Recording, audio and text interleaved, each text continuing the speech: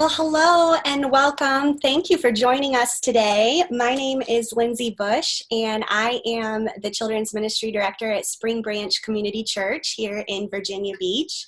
And we are so excited as Spring Branch Kids to be premiering a new thing, something called a Spring Branch Kids Conversation.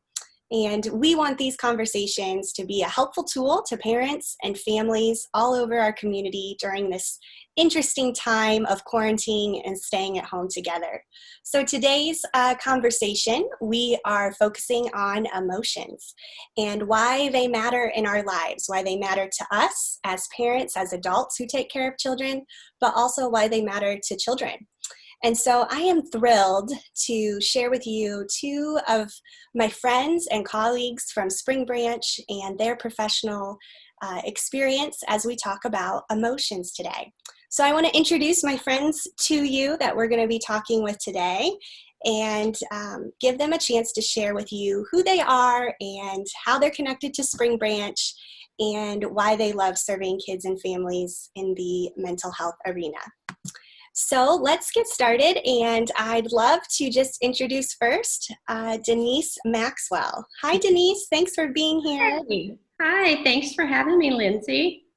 We are so grateful that you're here. Can you just tell us a little bit about your connection to our church at Spring Branch, and then also why you love serving kids and families in the mental health arena? Sure. My husband and I moved to Virginia 4 years ago and started attending Spring Branch. We moved here from Arkansas. We've loved Spring Branch from the moment we walked in. I had served up in Rock City. When we first got here, there was an opening in third grade, so I stepped in with third grade girls and followed them up. And now my girls, my precious girls, are in sixth grade. And I've enjoyed every minute of getting to know them and getting to know the Spring Branch family. When we first moved here, I had just started working on my master's. I had taught for about 12 years and decided that I wanted to do something different, and I started my master's in school counseling. Then we moved. I had only done one semester, and then we moved out here to Virginia. So I picked up at Regent, and I graduated from Regent in May. Originally, I was interested in school counseling because my youngest son, has ADHD, and I started to see the other experience that parents and students were having at school that I didn't really see as a teacher, and that school is hard for a lot of kids. And that was my original entrance into the mental health field. Then, through my time at Regent, I feel like God just developed in me a heart and a compassion for not only students, but their parents and family life and mental health. So that's kind of what brought me to where I'm at today. Great. Thank you so much, Denise. Sure. And where currently are you serving? I am doing my residency. I just graduated, so I'm getting my residency hours and pursuing a license, and I'm at Crescent Counseling and Casework doing intensive in-home. Wonderful. Well, I know that not only the fifth grade girls love you, but all of us at Rock City with our elementary kiddos love having you there. And it's just a blessing to have you a part of our children's ministry volunteer team. And Jamin and I have loved getting to know you and Gary as well. So thanks for being here. And my next friend I'm excited to share and introduce you to is Ruthie Weiglein. Hi, Ruthie. Hi, Lindsey. I'm Ruthie. I've been a part of Spring Branch, thankfully, since its beginning. When I was in second grade, my parents helped start Spring Branch, literally from a van full of stuff from a storage unit that they would pack up at the Art Center every week. And Spring Branch has been such a huge just testament of God's work in my life that I've always been able to witness, going from just an inception with few people starting it to now the beautiful building that it is. So it truly is such a huge part of my faith identity and just getting to see God's hand working with us here on earth. I am a mom to 3 small children who are part of Promised Land in Rock City. I have an almost 8-year-old, a 5-year-old, and a 3-year-old. My husband, Tommy, and I are members of Spring Branch. And then I'm also the daughter of Ann Banana, who is, down there in Promised Land with the preschoolers. So Spring Branch is a big part of our lives and big part of who I am. And I got involved in what I do now, really out of a calling to just really convey, God's love for children, really truly seeing myself as a child of God and seeing others that way too, just wanting my presence and my acceptance and my love to really be able to communicate that to them in the mental health world, and specifically through this modality of therapy, play therapy, which just takes a lot of just meeting a child at their level, where they are in their emotions, in their potential trauma, and just be really showing, in my perspective, God's love and acceptance for them exactly where they are, and being able to walk through them with that to new growth and healing. And in that too, really just seeing the child as not just a child, but as part of a bigger family system. And I started my career in working with homeless families who were in just acute crisis, in living in an emergency shelter and coming out of just very dangerous situations and trying to be stabilized. And that experience taught me that the fastest way to reach a child is through the parent. So I always really see myself as a partner with parents and to support parents' mental health and support the child's mental health as much as I can, holistically doing both of those things. So really wanting to convey also through my work with the child that the parent matters and that God loves the parent too, exactly as who they are, not needing to be perfect, but still having opportunities for growth. So I love this work. I really feel that it is my calling, and I'm thankful to be able to do it. Thank you so much, Ruthie. And I love what you shared there about partnering with parents, because all of us that work with children know that our influence only goes so far, but that parents have the time and they have the space that we don't have to influence their kids. And so today, as your church at Spring Branch, we want to partner with you in a wider way, not just spiritually, but we want to reach out into the emotional realm of health for you and your family. So we know that our emotional health goes right intact with our spiritual health. They are not apart from one another. So I'm going to start with a question, and my question to begin is, just a minute, what can parents do to help kids process heightened emotions like anxiety, anger, sadness, or disappointment? I'm looking at my notes because I've gotten some of these questions from parents at Spring Branch, and I want to make sure I ask it correctly. So what can parents do to help kids process heightened emotions like anxiety, anger, sadness, or disappointment? Ruthie, what do you think? Yeah, I think it's such an important question. I think during this pandemic certainly is a time that we would see heightened emotions, extra stress, extra worry. So I think it's such a good question to be asking. And my first answer to addressing your children's heightened emotions as parents is to first be aware of your own heightened emotions. So a big way parents can help children process heightened emotions is to first process their own emotions and allow yourself to process, even express, and move through your own emotions in healthy ways. Sometimes it might be more instinctual for parents to try to hide their emotions or suppress them or repress them or deny them in order to protect their children. But the reality is stress is real and worry is real. It doesn't mean you have to go to your child to be your support system, but find ways to take care of yourself, seek the support you need.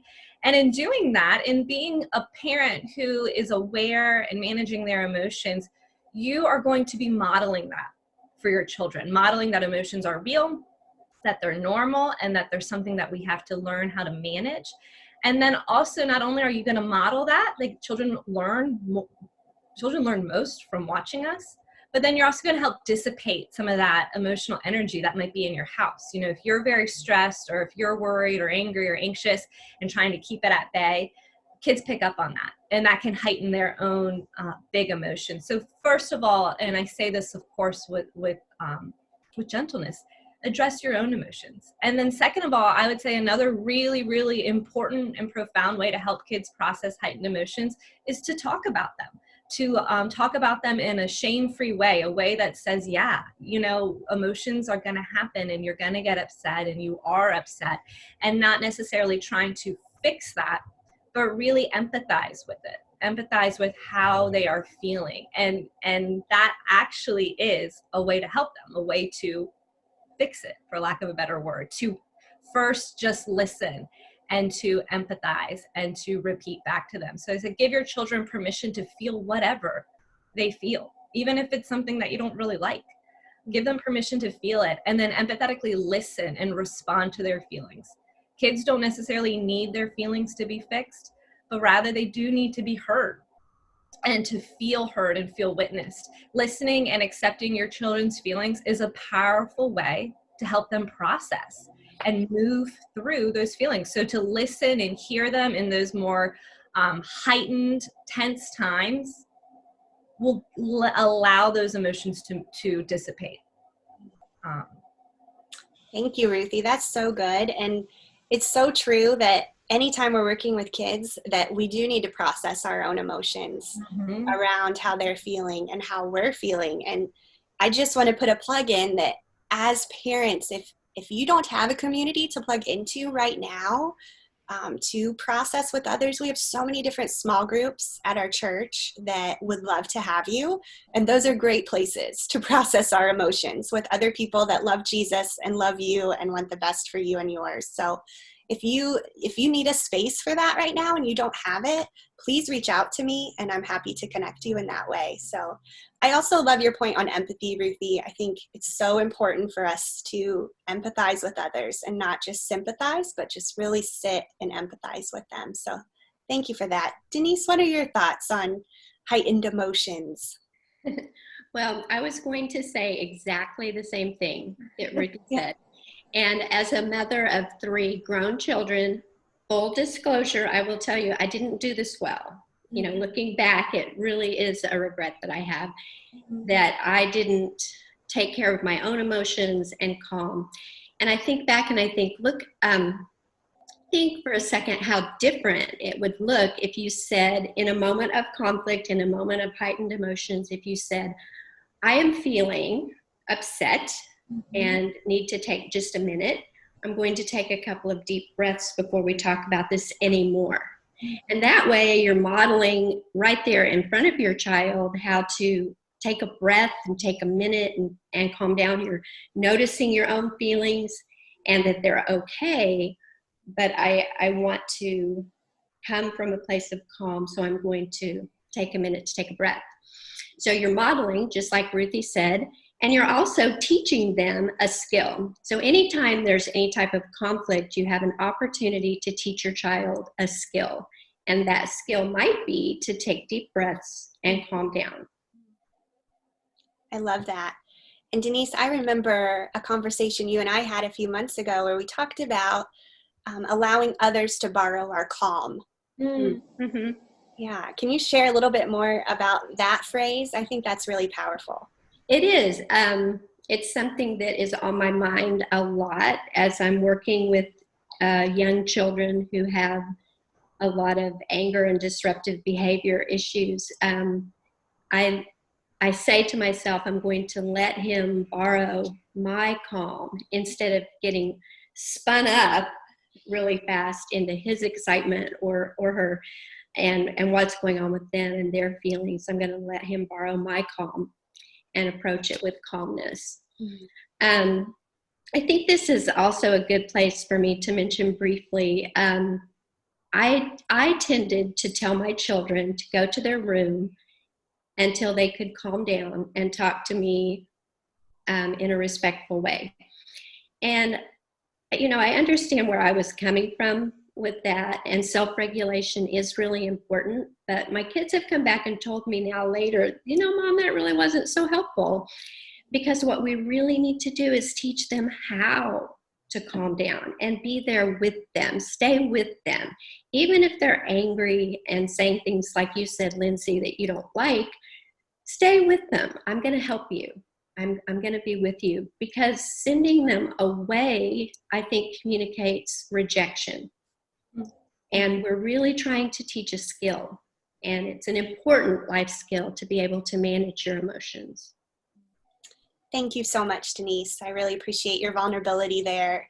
I know that there are probably many moms relating to exactly what you just said. So thank you for speaking that out. Let's move into our next question that I've been hearing a lot of requests for, and it is this. What are some healthy emotional habits that have helped you or the kids in your sphere of influence during this quarantined season? So what are some healthy habits, Ruthie? I'm going to go ahead and read what I wrote down. And this, first of all, is coming from me, what I do to calm down. And that is I do this constantly, daily. Mindfully naming, accepting, and expressing and sitting in my feelings are important emotional habits that help me every day. That means I name, oh, I feel really worried right now. I feel stressed, or I feel irritable, things that are, maybe undesirable. And I have learned through a lot of personal work to accept how I feel, and to allow myself to sit through it without shame and come out on the other side. And those habits through mindfulness, I teach to everyone that I work with. And I even try to teach these to my own children at home by modeling this. So when children and adults are able to actually name their feelings, I feel worried, I feel sad, I feel mad. It helps them gain mastery over their emotions and move through them rather than getting stuck in a negative mood. Also, when children can name their feelings, they're less likely to act out in an attempt to express those misunderstood emotions. So rather than screaming or saying hateful words, if they can express like, I'm frustrated, or I'm mad at what you said right now, that de-escalates them. They don't have to show you with their full body how they're feeling, because the language part really helps, and it helps them be understood. And that's where, when the parent, like Denise was saying, if a parent can repeat it back, simply just repeat back what they're saying, like, you're really mad right now, rather than telling them you're not allowed to be mad, or go away, you can't talk to me that way, while still teaching respect. Like Lindsay was saying, we treat our children with respect. They will learn then respect. That helps calm them down. So another way I practice these skills and I teach these skills is reading a lot of books with little children about emotions. And that not only teaches that our emotions are normal, it gives them an emotional vocabulary. They learn faster to match faces and scenarios where you might get angry to the words. And then they're able to use those words later to say, rather than screaming, to say, I feel frustrated. So reading a lot about emotions, identifying and talking about emotions. So I like to use a little emotion face chart in my work. And so you can actually point to faces and identify moods and feelings with that. And then another emotional healthy habit that I practice daily for myself and then teach is promoting positive feelings. So not just focusing on the negative stuff, but how do we promote the feelings we want to have? Joy, calmness, and hope. I think hope is such an essential life thing right now. We need it, and such a part of my faith. So how do we tap into that hope and that peace that we might not be feeling? So promoting those positive feelings through having fun and connecting with others, and for parents, connecting with their children. So emotional self-care involves nurturing yourself through the tough feelings, but then also creating positive feelings by prioritizing the things that you love, prioritizing the people that you love, and things that boost your mood.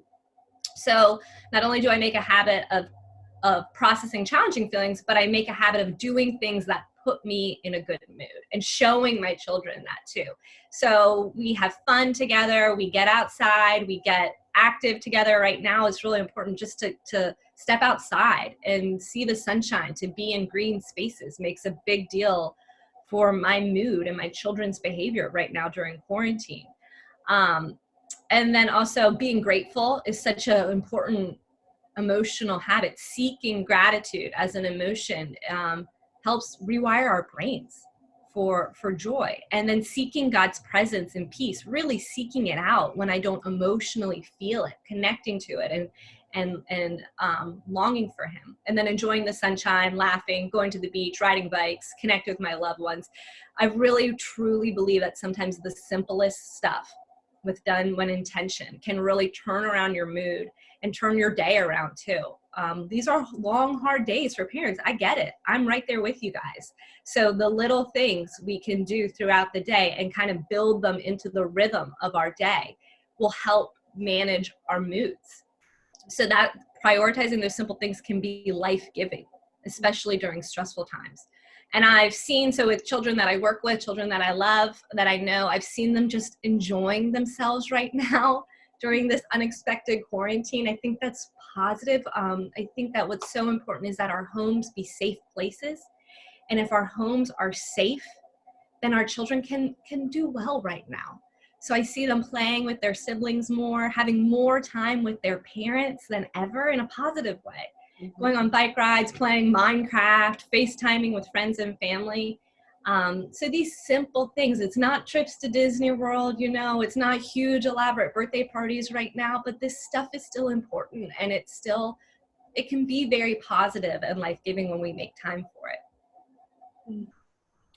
I love that. Thank you, Ruthie. And I love just the simplicity of finding small things we can do in our day. That's so true. I've recognized that even in my own life, that just those small things that we can say, I enjoy this, or this song really speaks to me right now. I'm just going to put this song on, or, whatever it might be, it's important.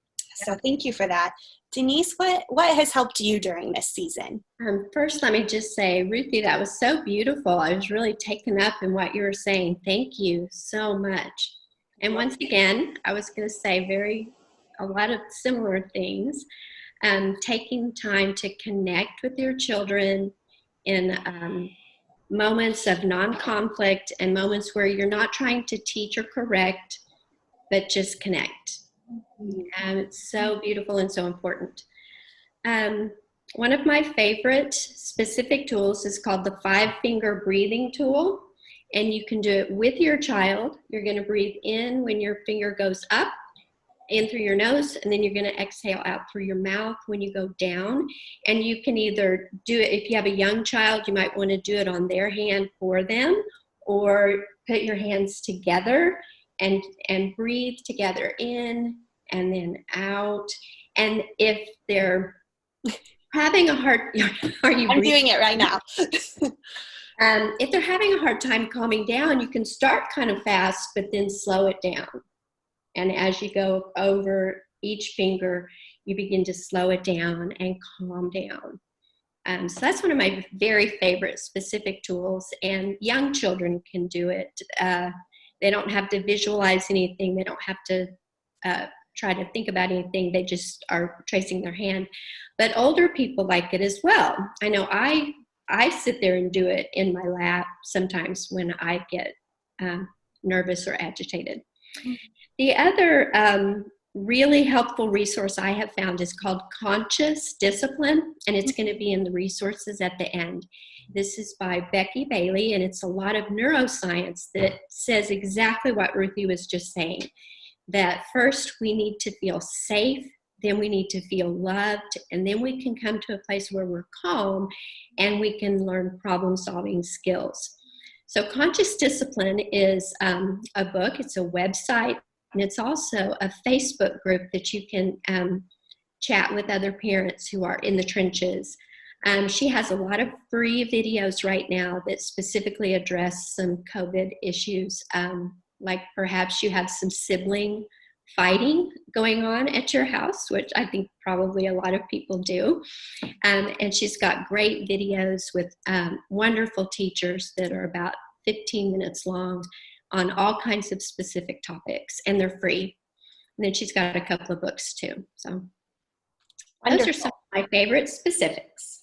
Thank you, Denise. And thanks for mentioning the resources. I should have should let y'all know that we will have all of these resources that Denise has mentioned at the end of our presentation and also in the comments of this video, so you can find those easily to use at home. And also Ruthie has a great website with the Take Care Club.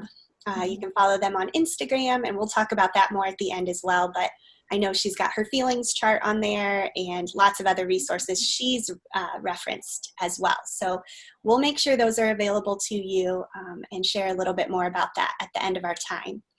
But before we close, we have one more question. And I love this question because as a children's pastor, I see the importance of play for children, that they are so scheduled most of the time at school. You know, right now is a little bit different, but that them having time to play and having a space to play is so, so very important. And so this is a question that was very popular from parents as I reached out to them. And it's this: with screen time at an all-time high, how can parents prioritize a culture of play in their homes? Ruthie, what do you say? Yeah, it truly is at an all-time high. I empathize with parents in that, because technology has been such a gift right now to allow us to connect, allow school to continue, allow me to do my therapy sessions online. But then again, we're online a lot. So how do we balance that for ourselves and for our young children? And I think just being conscious about it and really practicing limits. And the danger I see, a couple dangers of not having limits with screen time is that a child will just be on the screen all the time. They don't have the opportunity to play. Play provides such huge benefits to children. Not only I think of them as kind of like downloading and processing their day, but it's also a pressure release. It's a stress release for them. They're learning, they're growing in that play.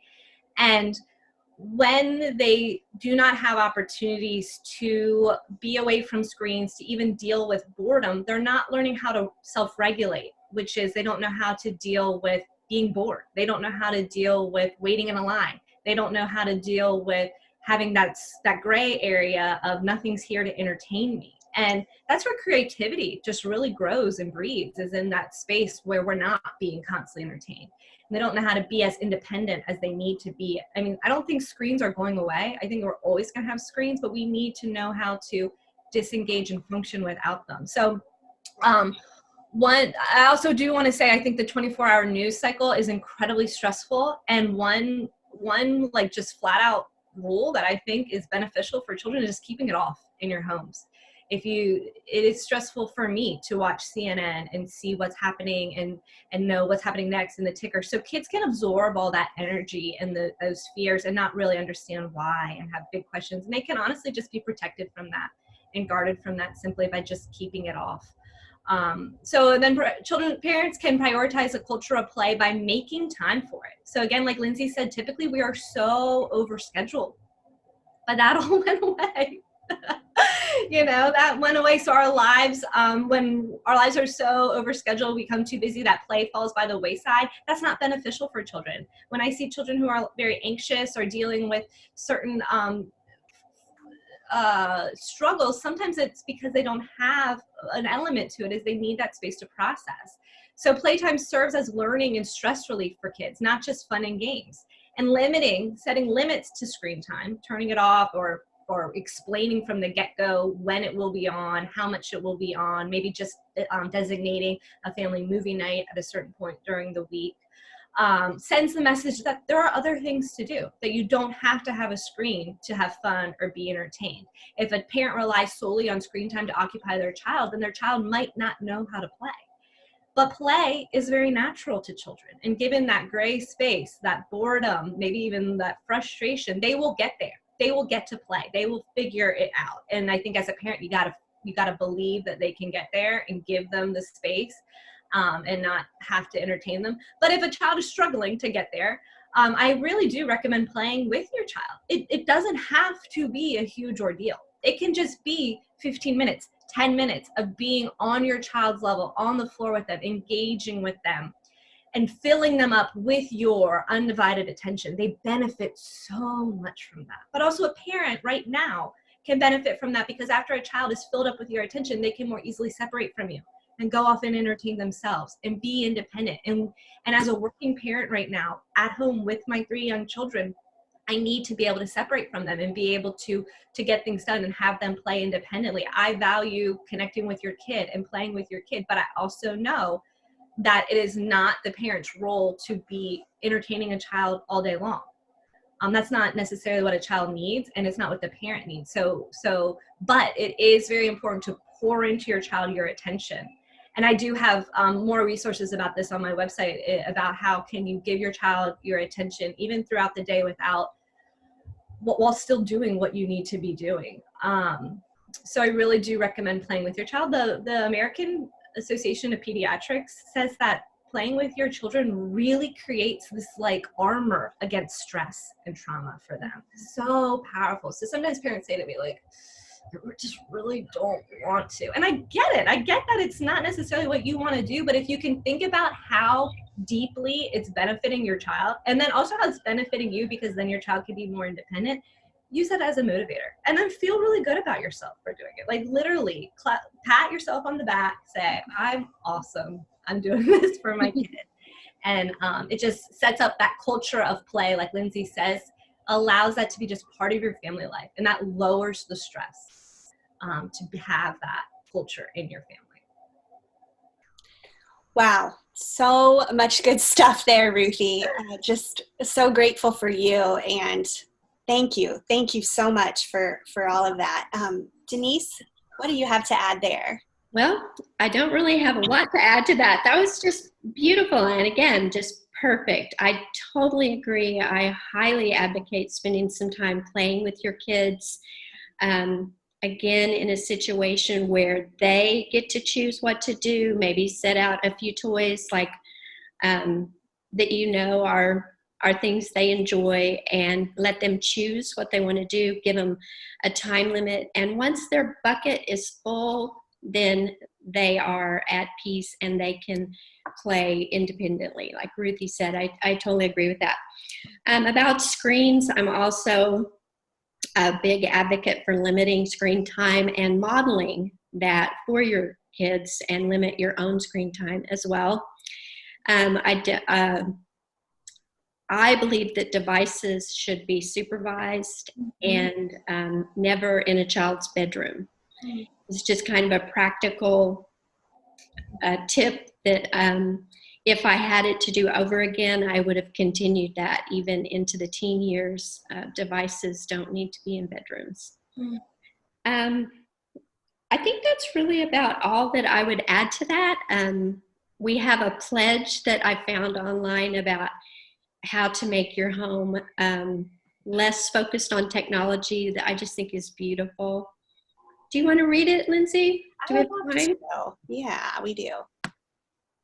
Okay, it says, in our home, we value people over technology. We value eye contact over screen time. We live life in reality, not virtual profiles. We use technology as a tool, not a way of life. We value kindness, not status updates. We value presence over distraction. We give more hugs than texts. We play outside and get our hands dirty. We read paper books, not just glowing screens. We live life to the fullest with presence for those we love, because we only get this life once. Very beautiful. Thank you, Denise, for sharing. Sure. And just talking about play, Ruthie, I remember a post you posted on your Instagram, I think it was last week, of your 3-year-old Zadie playing in her room. And you just watching her play, and how you learned what was happening inside of her, just watching how she played. And isn't that beautiful that we can learn more things about the children in our lives when we give them that space to play? So thank you both for sharing there. And I hope that as parents, as caretakers of children, whoever you are listening, that this helps you, that this gives you some practical tools and to implement for the children in your life, but also just encourages your heart during this season of isolation and of just a different way of life. So before we go, I would like to just make sure that families know how to get in touch with both of you, Ruthie and Denise. And so I'm going to share your contact information here. Ruthie, can you share a little bit about the Take Care Club and just your practice as a licensed play therapist? Sure. I'm a licensed counselor and play therapist. I do first and foremost, I do private practice. I do counseling sessions with very young little children all the way up to adults. And when I'm working with children, I use play as a modality just to be developmentally on their level. No one is forced to play, but that just really kind of is a perspective for me to reach children on their level, what they're comfortable. It's not about sitting on a couch and having to talk like a grown-up, unless that's their level, and teenagers as well. And I really particularly have been working with teenagers right now during this pandemic as I have moved everything, as all of us have, online, and no longer am in my play space, and have really just seen such a great benefit for kids who are actually in their room meeting with their therapist, a different level of comfort, which has been interesting to me than going to an office and opening up that way. So I think that's been one of the surprise gifts of this. And then Take Care Club is my online, my website, my Instagram, and it really is my heart's mission to do, like I described earlier, to just be a partner with parents for parents' own mental health and their children's mental health. I was a therapist before I was a parent, and before I was a parent, I was the most perfect parent ever. And then I became a parent and reality hit, and I thought, wow, this is really, really, really difficult. And I have wonderful children, but still it's challenging. It's challenging on a human level and on a, just working with different personalities and dealing with your own stuff.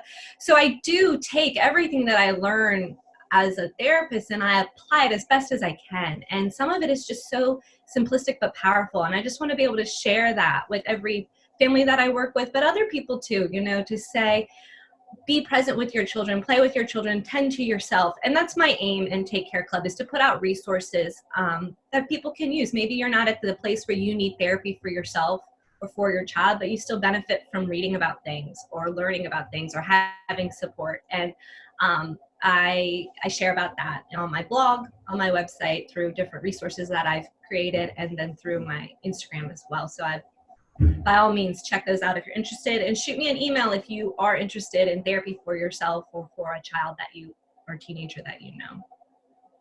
Thank you, Ruthie. And Denise, how could families get in touch with you? Well, I'm working for an agency, like I said, doing intensive in-home. So I'm pursuing my license and not seeing clients for outpatient therapy. But if you would like to talk as a friend, I do have a lot of free time right now since everything is shut down. I would love to talk with you as a friend, and even just to give you the perspective if I think that therapy would be beneficial. Sometimes it's really hard to make that phone call and to make that decision about whether or not you want to seek therapy, but I can give you just some friendly advice as a fellow traveler when I think it might be really helpful. And my email would be the best way to get in touch with me. Thank you so much. Well, Spring Branch, we hope that you know that we're here to support you. And I hope that you'll reach out to Denise or Ruthie or both of them because they're part of our family and we're all in this together. Even though we're in our own little worlds, we are in all of this together. And so don't be afraid to reach out. And if you have more questions on any of these things we've talked about and you'd like to talk with me about it, I'm always open to that. So please feel free to call or email, and I'm happy to direct you to the resources that we've talked about today, or help with small groups or anything of the sort that you're looking to connect with right now. Thanks for joining us, everyone. And Denise and Ruthie, thank you so much for being here today. Your professional opinions and thoughts have just been such a gift to our community. So we appreciate you, and we'll look forward to connecting again with another conversation soon.